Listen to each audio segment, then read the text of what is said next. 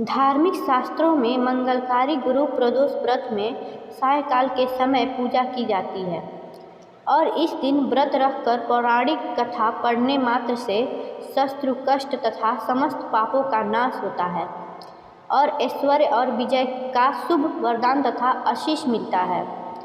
गुरु प्रदोष व्रत की कथा के अनुसार एक बार इंद्र और वृत्तासुर की सेना में घनघोर युद्ध हुआ। देवताओं ने दैत्य सेना को पराजित कर नष्ट भ्रष्ट कर डाला। यह देख वृत्तासुर अत्यंत क्रोधित हो स्वयं युद्ध को उद्यत हुआ। आसुरी माया से उसने विकराल रूप धारण कर लिया। सभी देवता भयभीत हो गुरुदेव बृहस्पति की शरण में पहुँचे। बृहस्पति महाराज बोले, पहले मैं तुम्हें वृत्तासुर का वास्तविक परिचय दे दूँ। वृत्तासुर बड़ा प्रतापी और कर्मनिष्ठ है। उसे गंधमादन पर्वत पर घोर तपस्या कर शिव जी को प्रसन्न किया। पूर्व समय में वह चित्ररथ नाम का एक राजा था। एक बार वह अपने विमान से कैलाश पर्वत पर चला गया।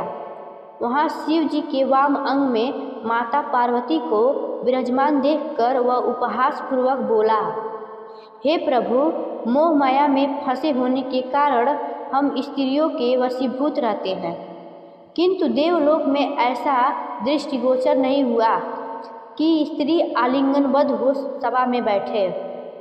चित्ररथ के यह वचन सुनकर सर्वव्यापी शिवशंकर हंसकर बोले, हे राजन, मेरा व्यवहारिक दृष्टिकोण पृथक है।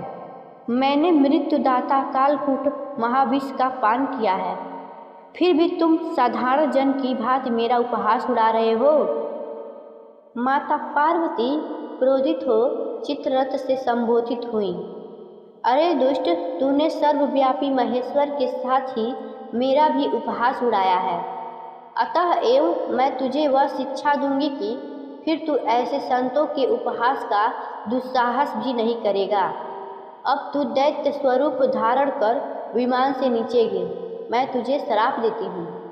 जगदम्बा भवानी के श्राप से चित्ररथ राक्षस योनि को प्राप्त हुआ और त्वष्टा नामक ऋषि के श्रेष्ठ तप से उत्पन्न हो वृत्तासुर बना। गुरुदेव बृहस्पति आगे बोले, वृत्तासुर बाल्यकाल से ही शिवभक्त रहा है। अतः हे इंद्र, तुम बृहस्पति प्रदोष व्रत कर शंकर भगवान को प्रसन्न करो। देवराज इंद्र ने गुरुदेव की आज्ञा का पालन कर बृहस्पति प्रदोष व्रत किया। गुरु प्रदोष व्रत के प्रताप से इंद्र ने शीघ्र ही वृत्तासुर पर विजय प्राप्त कर ली और देवलोक में शांति छा गई। अतः प्रदोष व्रत हर शिव भक्त को अवश्य करना चाहिए।